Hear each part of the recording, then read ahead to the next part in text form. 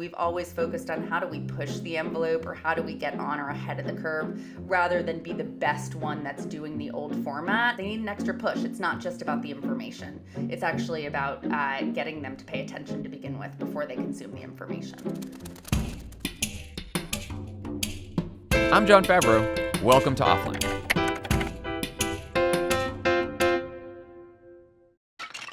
My guest today is political strategist Tara McGowan. Tara is one of the party's smartest digital strategists. In 2016, she ran digital for the Democratic Super PAC Priorities USA. In 2020, she started Acronym, which made a lot of the most creative and effective digital ads of the cycle. Today, Tara is completely rethinking what digital strategy means, serving as the publisher of Good Information, Inc., a collection of local news organizations built for the digital age. Here's Tara McGowan. Tara McGowan, welcome to Offline. Thanks so much for having me, John. It's so good to be here. I'm a big fan of Offline. I've been on Wilderness, but never this one. You're about to hit all the trifecta of podcasts that I host. And the irony is not lost on me that you're having me join a podcast called Offline. I know. So we've done episodes on right-wing extremism and disinformation and propaganda. I talked to Jennifer Senior about how Steve Bannon weaponized the internet to build the MAGA movement and elect Donald Trump. I wanted to do an episode about what Democrats are up to online, since we're not always known for our digital savvy. And I thought, who better to have this conversation with than one of the party's best digital strategists and most honest critics. But I'd love to start with one of your earlier gigs when you ran the digital operation of a big Democratic super PAC called Priorities USA in the 2016 election. In terms of digital strategy, what did you learn from that race about what Democrats were getting wrong and what Trump had done right and the Trump campaign had done right? Something that I did pick up on in my role running Priorities Digital during the 2016 election that was very evident to me was that the platforms were changing quickly. There was a lot of opportunity to leverage, and when I say platforms, I'm talking specifically about Facebook and Instagram, right? They are constantly evolving, and at that point in time, they had evolved very quickly away from kind of how they operated and how campaigns could utilize them and work with them in previous cycles.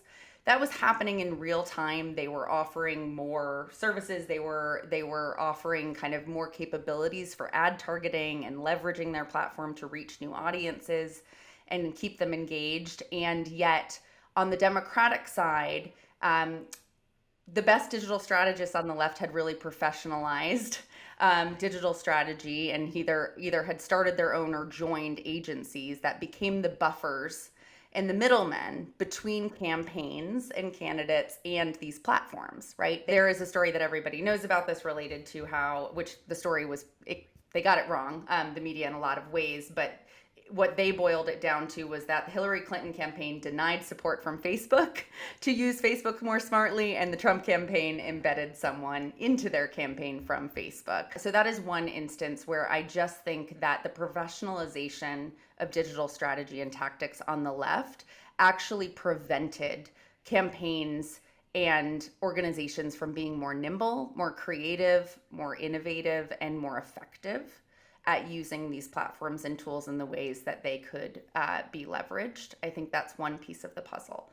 I think the other piece was also related to a little bit of hubris, a little bit of resting on laurels from having been the party that had driven kind of the most innovation in terms of digital strategy and outreach. And that came from just sort of continuing on the playbook of we will use email and social to raise money for campaigns, and it will pay for itself, and that will justify our large digital teams. And then we will use the platforms to drive one-way advertising for those campaigns.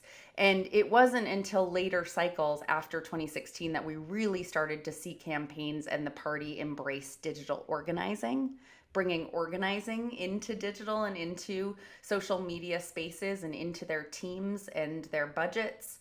As well as starting to kind of think beyond just one-way transactional communications. Well, so talk more about digital organizing and sort of the lessons that you took from 2016 and applied to 2020 when you started a political organization called Acronym. You led a $100 million digital campaign to beat Trump. obviously that was part of a broader effort that worked. Can you talk a bit about that campaign? What worked? What was different than past Democratic campaigns? What were the lessons learned and how were they applied? Yeah, absolutely. The entire reason I started Acronym was that there was not a space on the left that was fully committed to driving experimentation and innovation and impact to advance progressive causes and candidates online. We had the digital agencies that I mentioned as sort of middlemen and brokers of the relationships with the platforms, and then we had in-house kind of teams and that would dissipate after elections.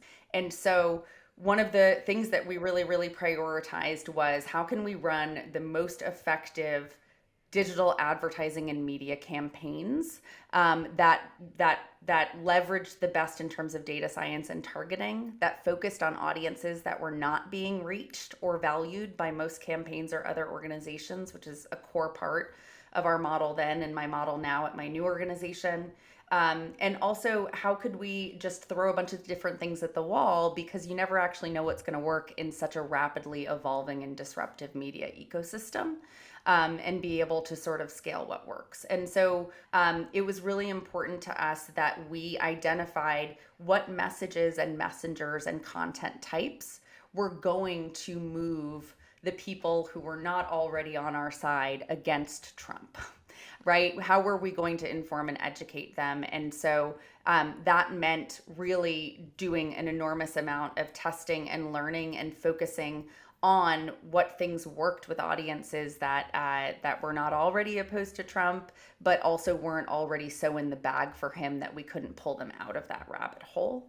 And so that's what ultimately drove our program. It led us to focus on what we describe as the millions of low turnout, less politically engaged Americans who don't vote in most elections at all.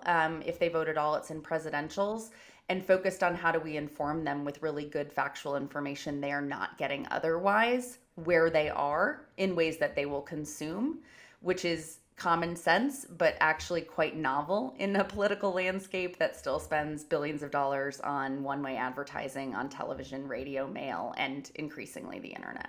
Yeah, well, let's talk about this a little more, because we've talked on this show before about how, again on the Wilderness, about how, there's a small percentage of people, of the electorate, not just of the American people, of the electorate that consumes a lot of politics, that follows politics closely.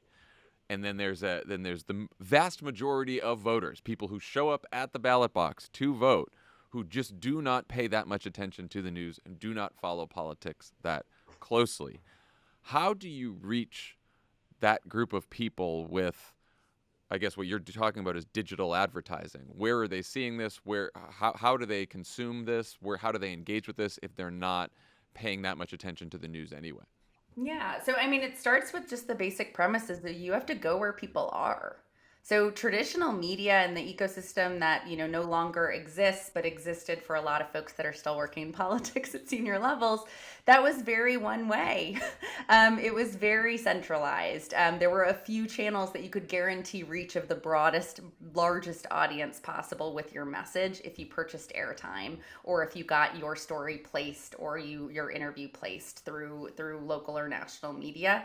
And this is about television advertising or newspapers, or people thinking that I'll have a buy on cable or a local news channel or a radio ad, and this is not really reaching how most people consume media.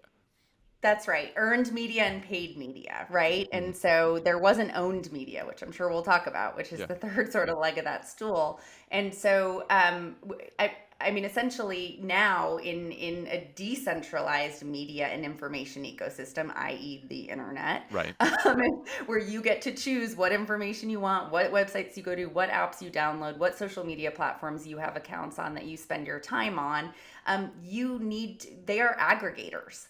Right? The Meta platforms and TikTok are aggregators of content and content creators. It's a one-stop shop. The algorithm learns you, it feeds you the things that you want or things that it thinks that you'll like based on your behavior. And so you don't really have to do very much. You're super passive. It all comes to you. And so people who want to deliver their message or their theory of the case to an audience need to go to them, and going to them means a far more diverse, creative communication strategy than they've ever had to do before. It's very it's disarming and it's overwhelming, I think, to traditional communication strategists and political strategists that you can no longer bank on a few spaces to get your message to be able to reach and engage people. And not only that, there's a higher bar for how that message is delivered. Which I think is a really positive thing that the internet and social media has done. You can't bullshit people anymore.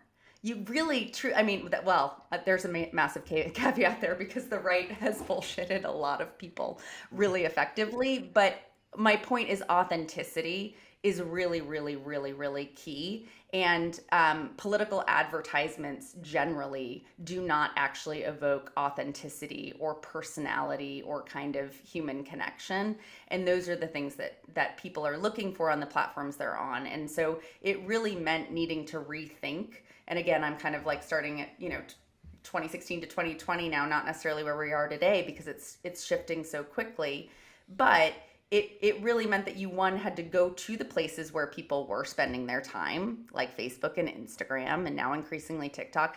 And then you had to figure out how to communicate your message in a really, really authentic and compelling and creative way that was going to grab people's attention who do not pay attention to politics. And often that means not leading with politics. Well, can you give an example of a piece of content that you guys produced at Acronym in 2020 that is not the typical political advertisement that can seem bullshitty to people? Sure, we did a ton of them.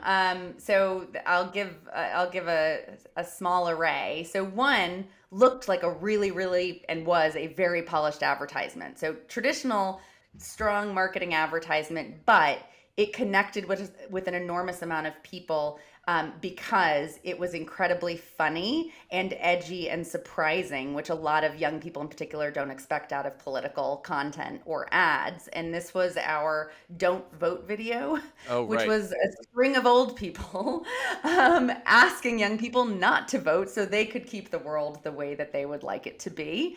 Dear young people, don't vote. Don't vote. Everything's fine the way it is. And so that was more of a traditional ad format, but it still had an edge to it that was uncommon at the time in a lot of political ads. But then you get to things that were really effective that were, we invested a ton in memes. And I think one of our most effective, it was on TikTok and Snapchat and Instagram at the very end when stories were becoming more popular in 2020, where it was one of our video editors who got on camera, who was awesome and like very authentic and just like talking to people about why they should vote and making jokes. And like, she was like laying in bed for one of them, which now is like every video you watch on TikTok is someone doing that, but it was actually novel and different then. And it was about registering and getting out to vote, and it drove enormous engagement and reach. And so we just have always, I think, the teams that I've had over the years, we've always focused on how do we push the envelope or how do we get on or ahead of the curve rather than be the best one that's doing the old format, since those are not actually reaching the folks that really they need an extra push. It's not just about the information. It's actually about getting them to pay attention to begin with before they consume the information. Offline is brought to you by Blue Moon. Tommy Lovett, share any summer memories you've had where you enjoyed every second of the experience or any upcoming summer plans you have. So I'm a volunteer sheriff's deputy, and the other day I was in outside of Palm Beach, and they said, "Hey, we need some help for a little operation we're doing." And I had an absolute fucking blast at this guy's resort, kind of a resort hotel. He lives there. Yeah, going through drawers, looking for things. I learned a lot. I made a lot of friends, and I had a bunch of beer before I did it. You're getting dinner with that guy Eric, right? Yeah. After, right? Yeah, I did. I had a little dinner with That's Eric. pretty good. You guys cheered. Yep. Cheers. Yeah. The call was coming from inside the house. Summer's the most fun when you can savor every moment. So why spend it drinking light beer you don't actually enjoy? Blue Moon Light Sky is a light beer with incredible flavor you can only expect from Blue Moon. And it's the perfect companion to those summer moments you want to make the most of. It's so good you'll want to savor every sip. Blue Moon Light Sky Citrus Sweet and Tropical Wheat are two refreshingly light citrusy wheat beers, checking in at just 95 calories per 12 ounces. Both beers are bright and crisp with a twist of citrus. Blue Moon Light Sky Citrus Sweet is brewed with real tangerine peel, and Blue Moon Light Sky Tropical Wheat is brewed with pineapple and orange peel. Yeah, I too enjoy visiting Mar-a-Lago. It's beautiful this time of year. Walking around with It must be awful this time of year. It Yeah, must be of course it so is. hot. That's why and Trump wasn't humid. there. That's why he wasn't there. That's why he's been in Bedminster because it's too hot in Mar-a-Lago. Dumb garbage golf club. Anyway, but I hope everyone drinking Blue Moon in this story. Right. Get Blue Moon Light Sky Citrus Sweet and Light Sky Tropical Wheat delivered by visiting get.bluemoonbeer.com/offline to see your delivery options. That's get.bluemoonbeer.com/offline. Blue Moon Light Sky, savor every sip. Celebrate responsibly. Blue Moon Brewing Company, Golden, Colorado Ale. Today's episode of Offline is brought to you by Dems. If you have investments, chances are your money has been ending up in places you'd never put it on purpose. Places like Mitch McConnell's campaign coffers. Yikes. Yikes. Here's the problem. What's the problem? A lot of Americans own S&P 500 index funds. These are funds made up of the 500 largest U.S. publicly traded companies, and they collectively contain over $1.5 trillion of Americans' retirement money. Unfortunately, when you buy an S&P 500 index fund, you're buying stock in companies like Charles Schwab, which has been identified as one of the companies contributing the most to the group of senators who voted to confirm Justice Barrett and Justice Kavanaugh to the U.S. Supreme Court. Oh man, Schwab. We don't like them. No We don't like Barrett and Kavanaugh, do we? Nope. No, we don't. And when you buy an S&P 500 index fund, you're also financially supporting companies like ExxonMobil. And we know their deal. Yep. We know their deal. I don't have to continue that sentence. But before you stuff all your savings into your mattress and call it a day, you should know about Dems. Dems is the first investment product that attempts to deliver performance and exposure similar to what you would expect from the S&P 500, without all the Mitch McConnell. Dems only includes companies that have made over 75% of their political contributions to Democratic causes and candidates. Now you can finally put your money where your vote is. Search for the Dems ticker, that's DEMZ, wherever you invest, or visit dems.fund to learn more. Investing involves risk. Principal loss is possible. Carefully consider the fund's investment objectives, risk factors, charges, and expenses before investing. This and additional information can be found in the fund summary or full prospectus, which may be obtained by visiting dems.fund. Please read the prospectus carefully before investing. Distributed by SEI Investments Distribution Company, which is not affiliated with Reflection Asset Management, LLC, the advisor for the fund. Offline is brought to you by Superfood Complete. If you have an older dog, you may have noticed things like reduced mobility, low energy, digestive issues, odors, itching or paw chewing, or weird behaviors like eating grass. Katherine Heigl, who starred in Grey's Anatomy and tons of movies, has noticed this with her dogs. She realized that one major problem was their food, so she decided to create something she could actually feel good about feeding her pups. It's called Superfood Complete. Superfood Complete is made with 34 of the healthiest proteins, vegetables, superfoods, adaptogens, omegas, and prebiotics on the planet. There's enough adaptogens out there to give some to dogs? I hope It's not so. just for people now? Yes. It also helps support the Jason Debus Heigl Foundation, which has helped rescue over 16,000 dogs and place them in loving homes. That's nice. Dogs across America are trying this food and experiencing amazing health changes. Sounds like we got to get some of this in the office so all Yeah. the pups can chow down. Leo's looking for some new food, so this Yeah. seems perfect. Luca's been chewing the paw a little bit. I'm a little worried, so switch her up. This is good. This is good. If you want your dog to experience all the incredible changes healthy superfoods can provide, and you want to save up to 44%, go to mydogfoodguide.com/offline and order right now. They even offer a 90-day return policy, so there's no reason not to try it. Go to mydogfoodguide.com/offline. Your dog will thank you. You said that by the end of the 2020 campaign, Democrats had closed the digital gap with Republicans, maybe even had the advantage in terms of innovation and infrastructure. Since then, what do you think has been the party's biggest challenge in terms of communicating with voters?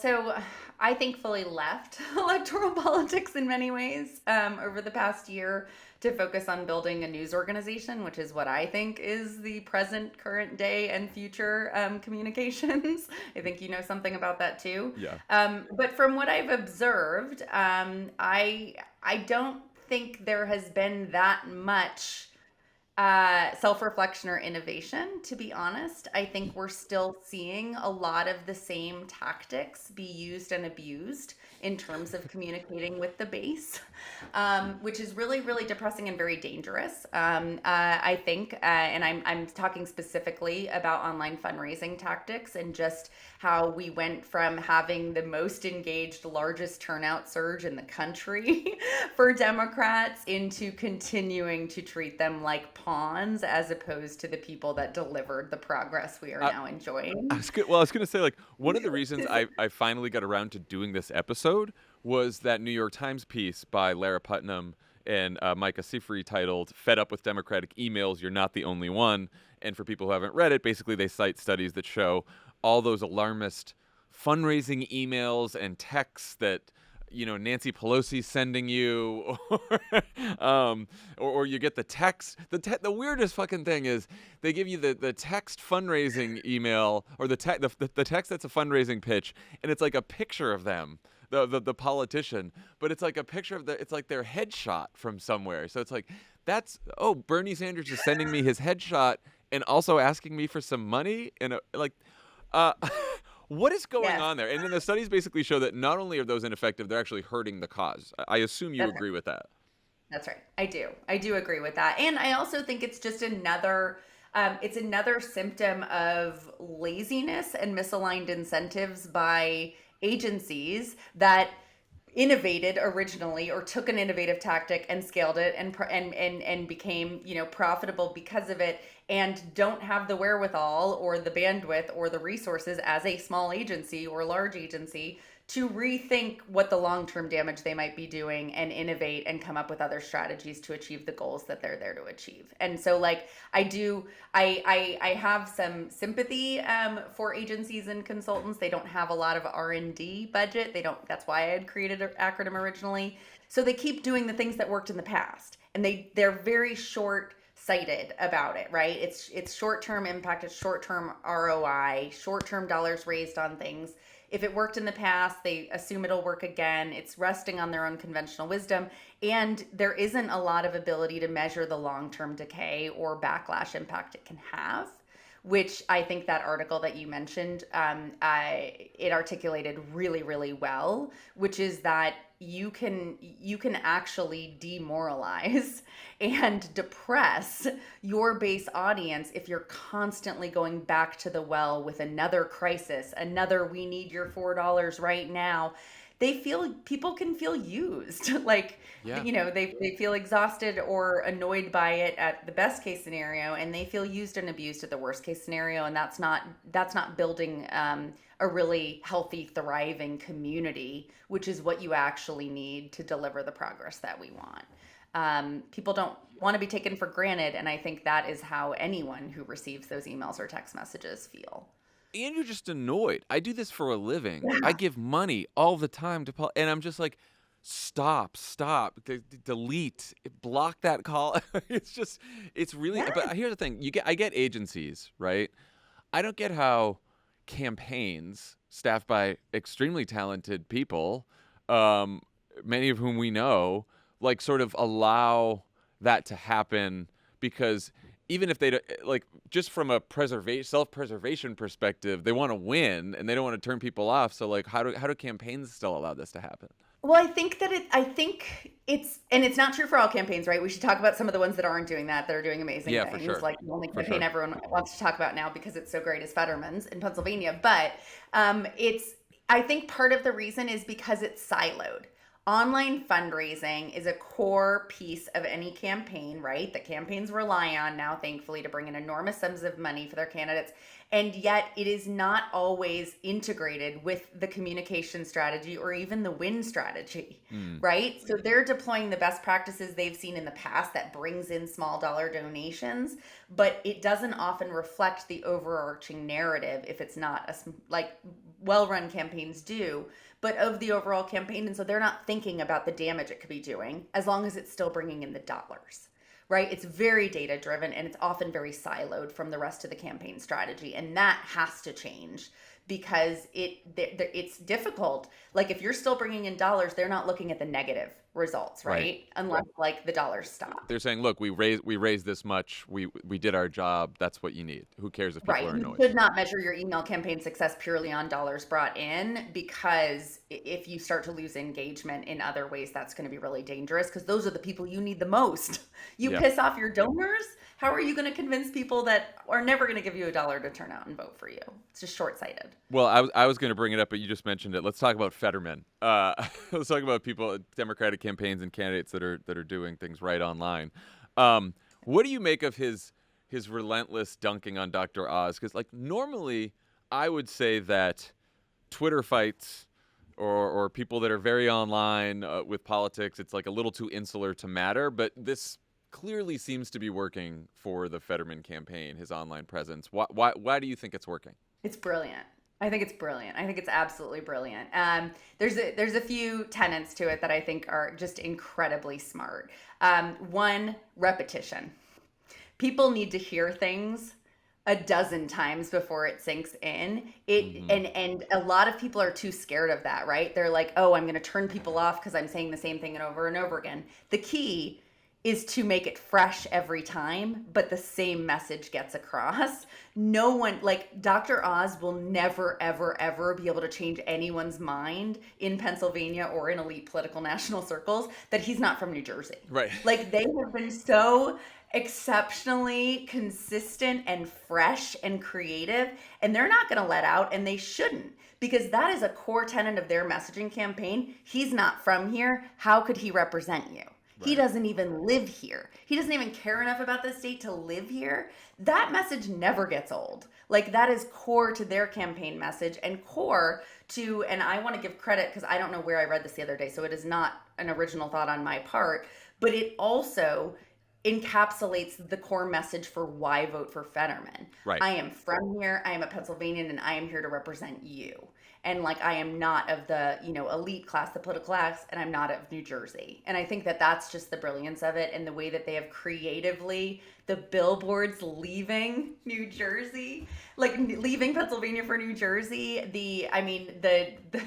the Stevie video from E Street Band, like it's just so smart and so fresh. And Twitter will get bored by it, but that does not mean the voters of Pennsylvania won't, because maybe some of them see one of those or they see a few of those. But again, that message bakes in. I do think creative repetition is one of the most difficult challenges of messaging in politics, because some people know you need the repetition. They know you need to say it over and over and over again, but you say something over and over again, the media gets bored, the voters get bored. So you do have to keep it fresh, but still the same message. And I don't think a lot of people understand that. There's also just the quantity, I think, that comes from the Fetterman campaign. It made me wonder, like, do you think successful candidates have to be somewhat like Trump in that they are constantly communicating with voters online as their authentic selves? Like, it feels like we are now in an environment where if you're just going to come out and give us, and I think the Biden folks have had some difficulty with this too, and then the White House makes that trickier as well.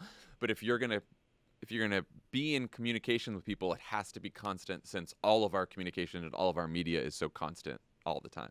Yeah, I think the short answer is yes, you do. It doesn't mean that the candidate always needs to, the way that Trump did, right? And I think that's, another example of where the Fetterman campaign has been really smart and brilliant. They have stayed making news. They've stayed driving engagement, even when Fetterman himself has not been that out there or active following his stroke. And so they show that that is possible to do. But yes, we are in a very, very, very fast cycle. You hit the nail on the head on what the tension is and why more campaigns don't do this. They feel like they need to move with the news cycle, or they need to keep the media engaged, etc. There's a degree of that, but actually it's to your detriment if you focus on them as your core audience, as we know, I think, from historical campaigns right now. Focus on delivering your message directly to the people who need it in a consistent, authentic, and creative way. And then, yes, like you're going to inevitably weigh in on the things that need to be weighed in on related to the national or state news narrative. But I think that's really important. And I also, I think that there are basically the flood the zone strategy, to quote Steve Bannon, is a really effective one. And I think that's another thing that the Fetterman campaign has done in a smart way that is not new. I think the Pete Buttigieg campaign did it in 2020 in the primaries too, which is actually engage your most ardent supporters, your most fierce advocates and fans, to be the deployers of your message, to be the ones who are out there sharing it and spreading it. Fetterman has a social media squad. I don't know if that's the technical term, but it's really, really, really smart because it gives them something they can do. It gives them agency and feels like a real part of the community. which gets at, the inverse of what we were talking about before, which is like using and abusing your most valuable supporters. It's like actually empower them. I think the Obama campaigns did that really well because people want to be a part of something. And so putting them to really, really strategic use, like having them increase the reach of your message, your content, your strategy, while making them feel a real part of something bigger, is a win-win. I read a story in The Verge today that the DNC has set up this digital organizing hub where influencers and TikTok creators can get content and messaging to post on their own social media feeds. What do you think of that? So I haven't seen what that's going to look like out of the DNC. I think the premise of it is smart. Yeah. I run a news I hear organization. like coming out of the DNC and I'm like, We all are. There's a lot of amazing people there. That Totally said, agree. it is a flawed institution for many. That's another podcast for another time. Yeah, they have a branding issue that isn't necessarily the fault of the people who are working there right now. Let's just say that. Leave it that way. And also the perception of what the DNC, everybody projects onto the DNC what they think it should be to solve any of the woes 100%. of the party, where like actually it's really about like state data infrastructure. Right. Like that's like what the DNC is, and they do that really well. Anyhow, I think so.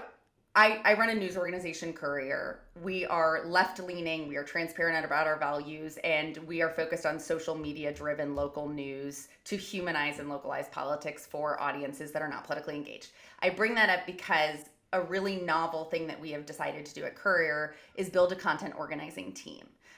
Bringing the best of digital organizing into a newsroom is a really novel concept, and the reason that we're doing it is very similar to what I think this idea by the DNC is, which is to empower people and train them and engage them and deepen engagement with them to be the ones that spread the good information and the content that you are producing. And because it all stems again from that premise of you need to go to people. You do not build it and they come. You need to go to where people are, and you need trusted messengers. And I think this also gets at the rise of and popularity and execution of relational organizing. Which my former colleague and dear friend Greta Carnes, she now is a co-founder of a consulting firm that purely works with campaigns to build smart relational organizing programs, which is one-to-one. Find the friends and network that you have in your community and be the evangelist for that campaign to those people, and that will have a massive ripple effect. And so I think the more that we can integrate into our media, into organizations, nonprofit organizations, into campaigns, the infrastructure to actually recruit, train, and empower people who support these causes to be the messengers, that is going to be the most effective thing we can do. And it is, again, the inverse of direct one-way paid churn and burn communications. I want to talk about Courier in a bit because I want to sort of talk about media infrastructure writ large.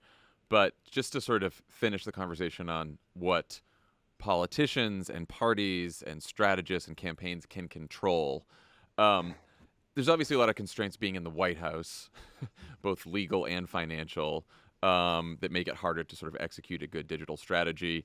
That said, Biden team now has this incredible climate change bill and healthcare bill that they're going to want to sell to voters, especially young voters who primarily get all their news from social media. Particularly TikTok. What advice would you give them on how to sell this bill? Yeah, and the constraints are real. You know them better than I do, but they really are real. They have a lot of limitations, and yet they have a lot of opportunity. They can direct a lot of their own communications and media and place it directly on a lot of different platforms and drive that. I think, something that I actually feel like I've seen improve greatly in terms of the White House's communication strategy just over the past, let's say, month or so, was less a focus on actually like the policies themselves and why aren't we getting credit for all the good that we're doing, a little bit of a chip on a shoulder kind of tone, etc. And not really like content that met people where they were or messaging that met people where they are. Two, and I think it's probably a product of the momentum of like things actually getting done again, that people are feeling good, to a space where they're less focused on that and more focused on moments. And I think that's the advice that I would give, is that like we live in an attention economy. It's incredibly hard to break through. And yet, if you're the president or you're the White House, you have an advantage. More people are going to pay attention. And so you can actually take some risks. You have constraints, but you can take some risks. And it's going to drive a lot of reach and engagement. And I think that if they stop talking about the bills themselves and they think about storytelling and they think about storytellers who can actually break these things down, and this is a lot of the work that we do in our news organization, is how do you make this stuff relevant to people who don't care, or who, the New York Times version of what's in this bill doesn't relate to them, and it's a lot of jargon, and it's a lot of like palace intrigue and all of this stuff where it's like, actually, what is this going to do for me? That's what Americans care about. And so if we can answer that question, and we can answer that question through people that are interesting, compelling, and creative, like that's going to be the most effective strategy, and do it all the time, everywhere, through a bunch of different messengers and channels, and have them really explain, what does it do for you? And in all of the ways, because it's going to do so many incredible things, and stay away from the numbers. Stay away from the price tags and the pay. Like, yes, people should know that this is being paid for by taxing rich people. Like, that is what they know. They're going to be stoked about that. That's what they need to know. But like, don't get into the numbers. Don't get into the jargon. Don't get into the policies. Talk about what it's going to do to people and how historic it is, and how this is like a step towards more momentum. And I think that's where we finally have so much that the administration and Senate Democrats and House Democrats have done, that it's like, let's stop worrying about if the media got it right, because the media is not reaching the vast majority of Americans. And let's start telling the story of what this means now and what this means for the future of the country and the party. Offline is brought to you by Shopify. That's the sound. That's the sound. That's the sound of another sale on Shopify. That's what it sounds That's what that is. Sounds exactly like that. The all-in-one commerce platform to start, run, and grow your business. Shopify gives entrepreneurs the resources once reserved for big business, so upstarts, startups, and established businesses alike can sell everywhere, synchronize online and in-person sales, and effortlessly stay informed. Scaling your business is a journey of endless possibility. Crooked Media started out selling sweatshirts that showed up 6 weeks after you purchased them. And today, we're selling sweatshirts, t-shirts, hats, all kinds of other stuff, mugs. Coffee. Lovett smiling about something. I can tell you after, but it's not for microphones. Got it. Okay. Well, I hope it's something that we're selling on Shopify. You bet it is. It's a T-shirt of Mandela Barnes holding a T-shirt that says "Abolish ICE." We're not stopping there, because success is a million milestones on a forever evolving path, which is what Lovett always says. Shopify powers millions of businesses from first sale to full scale. Reach customers online and across social networks with an ever-growing suite of channel integrations and apps, including Facebook, Instagram, TikTok, Pinterest, and more. Gain insights as you grow with detailed reporting of conversion rates, profit margins, and beyond. More than a store, Shopify grows with you. This is Possibility powered by Shopify. Go to shopify.com/offline, all lowercase, for a free 14-day trial and get full access to Shopify's entire suite of features. Grow your business with Shopify today. Go to shopify.com/offline right now. Shopify.com/offline. It's a busy world out there, people. I know you want to stay informed and entertained, but I also know you don't always have time to absorb all the information and entertainment that you need. That's where The Daily Show with Trevor Noah, Ears Edition podcast, comes in. On the pod, you can listen to full episodes, revisit your favorite interviews, and hear exclusive bonus content. With the new episodes every day, you can get today's biggest news across politics, entertainment, sports, and more delivered straight to your ears. And if that doesn't satisfy your Daily Show cravings, you can dive deeper with the Beyond the Scenes from The Daily Show podcast, where correspondents and writers from the show go deeper on all your favorite segments from Daily Show's past. It's an all-you-can-hear buffet. Listen to The Daily Show with Trevor Noah, Ears Edition podcast on the iHeartRadio app, Apple Podcasts, or wherever you get your podcasts. Offline is brought to you by Public Goods, the one-stop shop for sustainable, high-quality, everyday essentials made from clean ingredients at an affordable price. Everything from coffee to toilet paper and shampoo to pet food. Public Goods is your new everything store, thoughtfully designed for the conscious consumer. Rather than buying from a bunch of single-product brands, Public Goods members can buy all of their premium essentials in one place with one beautiful streamlined aesthetic. Public Goods searches the globe to find clean, healthy, eco-friendly, and innovative products. I like the poop bags. Love the poop bags. Love the bar soap. Love the hand soap. Because it comes in, you can refill the bottles. Yeah, which is It important. doesn't mean you're not wasting plastic. And John over here, he loves Yep. the bowls. The dinner bowls that changed my fucking life. My whole world is different because these dinner bowls. I never heard of a dinner bowl before. I heard of a bowl. I heard of dinner. Heard of plates. They put these things together. They made something new called a dinner bowl. Don't sleep on it. They ethically source and obsessively develop each of their products to be free of unhealthy ingredients and harmful additives still common on drug and grocery store shelves. They're committed to making their products healthy and safe for humans, animals, and the environment. They use a membership model to keep costs low and pass on even more savings to their customers. Best of all, you can make your first purchase with no obligation. Join hundreds of thousands of others who've switched to their new everything store. We've worked out an awesome deal. Receive $15 off your first public goods order with no minimum purchase. That's right. They're so confident that you'll absolutely love their products and come back again and again. They're giving you $15 to spend on your first purchase. You got nothing to lose. Just go to publicgoods.com/offline or use code offline at checkout. That's publicgoods.com/offline to receive $15 off your first order. So I want to get to the second area where you have a lot of experience. You spent some time as a digital strategist. Now you're in digital media. You're currently the founder of Good Information, which operates Courier Newsroom, a network of local news operations in 8 states. Can you talk about this project and why you started it? And it's funny, I'm remembering something that you said in an interview once where you said you have a theory that political advertising is dead, which it's That's funny a really because it's a popular one. but like it's funny because that theory that political advertising is dead is partly what led me to crooked media too. So talk a little bit about that and how that kind of led you to Good Information. So I do believe, while the industry of political advertising is certainly not dead and still making and moving a lot of money and advertisements, I do believe that the impact of it is close to dead. I think it's gasping for its last breath. And why do you think that? In both sides, I think political advertising has contributed to the increased polarization in this country and mistrust in government and politicians, which is deeply dangerous and paves the way for fascism. And most of that is because the vast majority of political ads are negative. They are inauthentic, and they tend to validate for people their instinctual fears and concerns and feelings about politics, that it is not for them, it is not representing them, it is corrupt, it is the elite running things. And so it doesn't really do any politicians or candidates any favors when you, again, look at the long-term impact of it. Also, we tested this. We measured it at Acronym, and we found that boosting news articles and news stories from existing publishers was more effective at informing and mobilizing people who are not politically engaged, people who do not listen to your wonderful podcast, people who do not watch cable news or read national newspapers, who, again, I describe as most Americans. And they're the ones who make the difference in elections when they turn out or when they don't.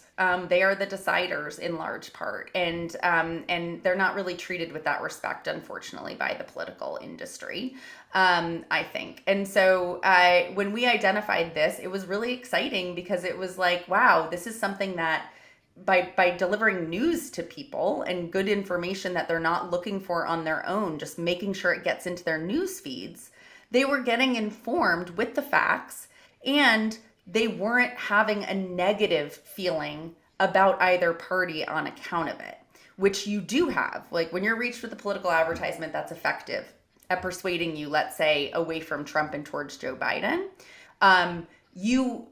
you're not just getting the information, you're also getting an emotional trigger, which is impactful in certain ways. When you're getting the news story, you feel like you're the judge.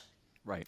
And you don't even need to say on a survey that you trust the New York Times, if the New York Times delivered it to you, you're still consuming the information in a different way than when you are a political ad. Because you're not thinking necessarily that you're being sold something unless you've really been sold that, that news organization is a fake news media.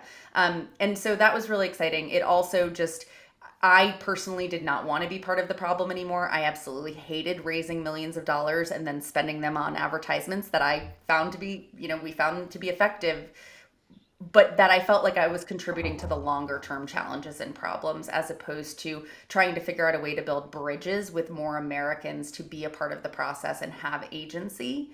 And that really means meeting them where they are and finding ways, again, to answer the question, what does this do for you?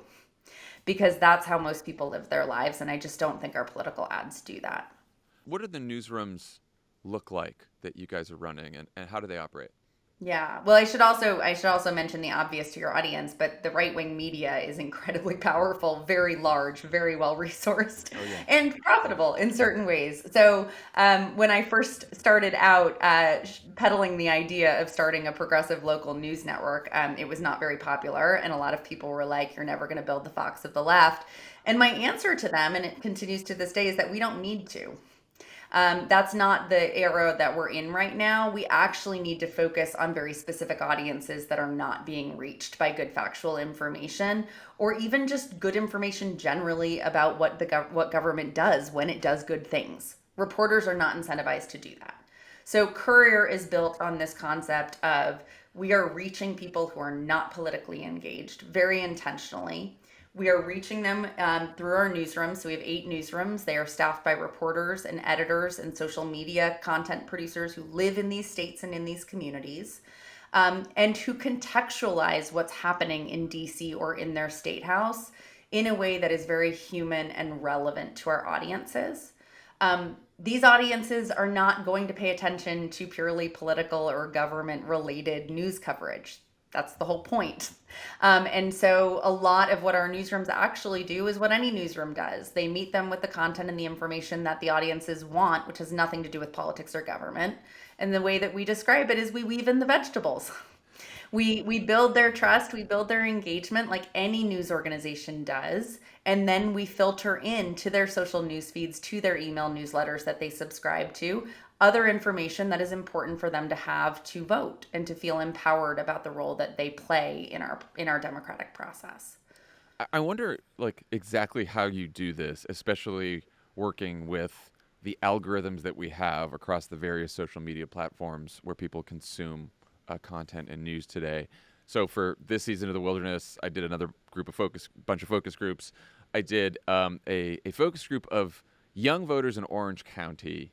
They were all Biden 2020 voters, and now they're not sure what they're going to do, and they're sort of don't pay a lot of attention to the news. Yeah. And I asked them where they get their news, what outlets they get their news from. And they looked at me when I said outlets. They all sort of like looked at me like this, and they're like, well, from social media, from social media, Yeah. And then one woman next to me said TikTok. I get everything from TikTok. And she actually said, she goes, the news actually follows you. You don't follow the news. And so I was like, oh, what's on your TikTok feed about news? And she said, oh, well, there's this thing about Biden where he was told he has a card in front of him that tells him to sit down, and so maybe he's not all there, and so that clearly broke through on TikTok, And then I was like, she started talking about how horrible the Dobbs decision was, and again, this person had voted for Joe Biden, and I said, well, are you registered in the upcoming midterm? And she said, what's a midterm? And then she said, I just wish that the media, because I said, what frustrates you most about the media? And she said, I wish the media would offer more factual information about elections, who we're voting for, stuff like that. And I'm thinking, how do we get into her TikTok feed? How do we get into her TikTok algorithm? Like, where do you even begin on that?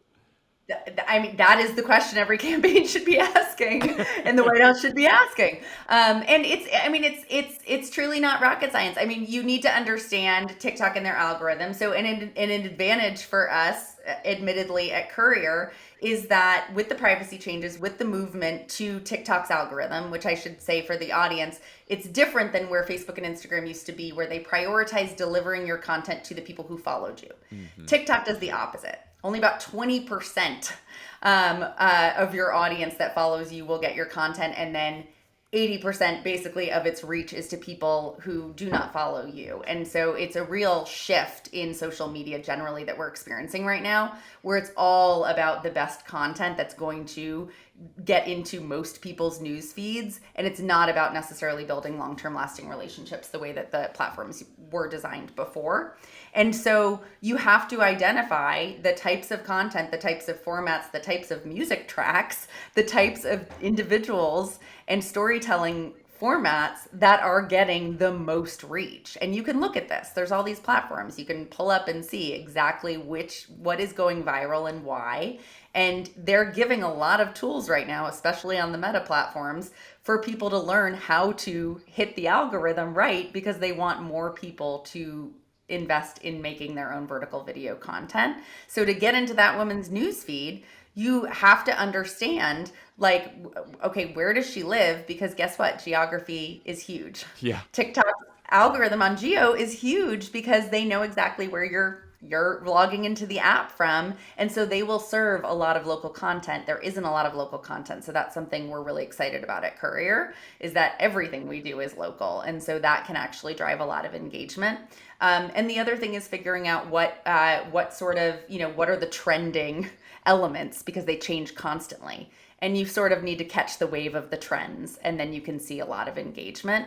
But to your larger kind of point and what you heard in those focus groups, like, they're exactly right, that the news has to come to them, the information has to come to them, and we have to capitalize more on moments that drive a lot of reach and engagement, even like the other side, like what you said about Joe Biden and like him falling off the bike, and like Rehoboth, like that gets enormous reach from that.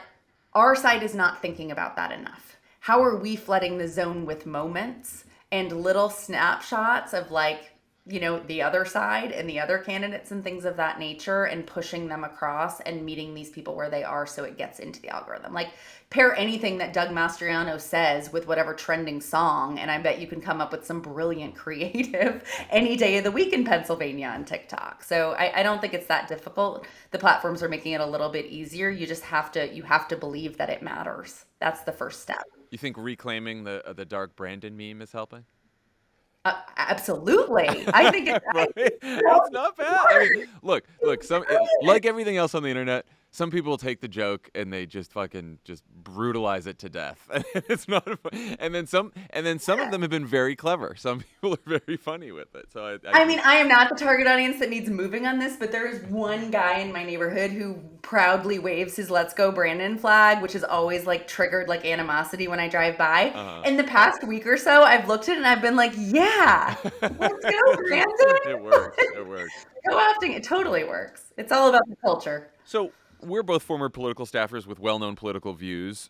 Tommy and Lovett and I started a media company that's fairly very explicit about those views. We don't hide anything. I feel like Courier is less explicit. What's your thinking there? We've worked really hard to be a lot more explicit in the past few years, but yes. I was wondering, like, how you're. I mean, because we always balance this, and especially as I think we're starting from a different place than you, which is we started with people who were very liberal and very engaged.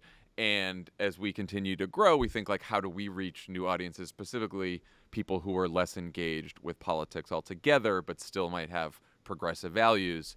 And, so we're going at it one way. You kind of started with people who are less engaged. Like, what have you learned along the way on how to sort of be transparent or less so about that? Yeah, God, so much. I started my career as a journalist. I was not a journalist for very long before I became very enamored with then Senator Barack Obama and decided to leave journalism to work in politics. But I did have my foundational education and experience in it, and I understand journalists and journalism and their motivations because they have served me well throughout my career in terms of storytelling and integrity. And when we started Courier, I mean, it truly was, it was a total experiment. Like, no one was going to hand me $1 billion. No one still today is handing me $1 billion to build a massive media company, to be clear. But it was very much like I took evidence that we had from our testing to support the idea that this could be a really effective way at expanding the electorate, which I think is something that's also under-resourced generally in the democracy or progressive space. We all know that the more people who vote, the more progressives win. And yet we tend to still focus so narrowly on swing voters or independent voters in a few battleground states. And I think that's just so... It's just so harmful to our long-term goals and objectives. And so identifying something that could work, that could build bridges with these communities that are at risk of not turning out at all, was really, really exciting to me. And I knew that it was going to be incredibly difficult. And so when I started it, I didn't I didn't have a business plan. I didn't think through the optics of this. I just basically started to build out using the evidence that we had to support it and see if we could gain a little bit of traction. I could raise more money to turn it into a real thing.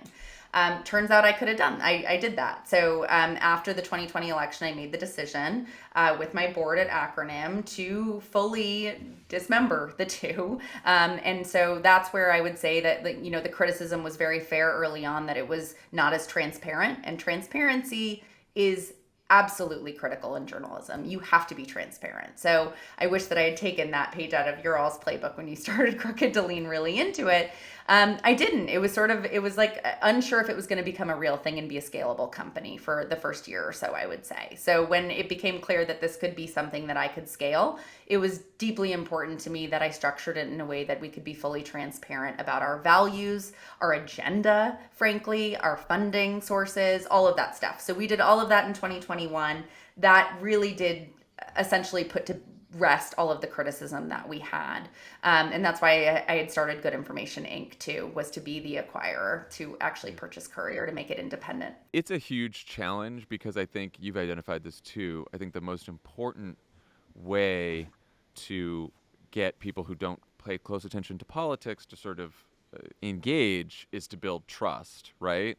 And that's at the core of all of this, because what the right does and what they do with disinformation and what the War Room does and Fox and all that kind of stuff is they do sort of success. It's a propaganda outlet, right?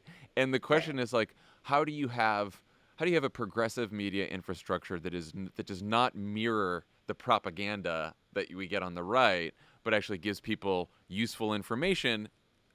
And also being honest about our values and what we want, but still build trust that way. I mean, that sort of is the ongoing challenge, and I feel like the one of the reasons I started this podcast is the online world has made that trickier. Absolutely. And something else I say quite often is that I would never have started Courier. Courier would not need to exist, in my opinion, if I thought that the media was doing its job. About actually informing the public in a way that they want to be informed, in a way that is actually relevant to their lives. And that is not the media we have in America today, unfortunately. So like I don't have as much criticism for traditional objective, quote unquote, objective media as I do for right-wing media that intentionally spews lies and distrust. But I've got a lot of bones to pick with them. And frankly, I think that they are shirking on their responsibility to inform the public through their business models and through their obsession with elite audiences for both revenue and I don't know, like feeling good about themselves and their peers. I don't know. Yeah. So I think that we took on probably the hardest challenge. My investors agree. We talk about it quite often because I chose an audience that's really difficult to engage with any information related to politics or government.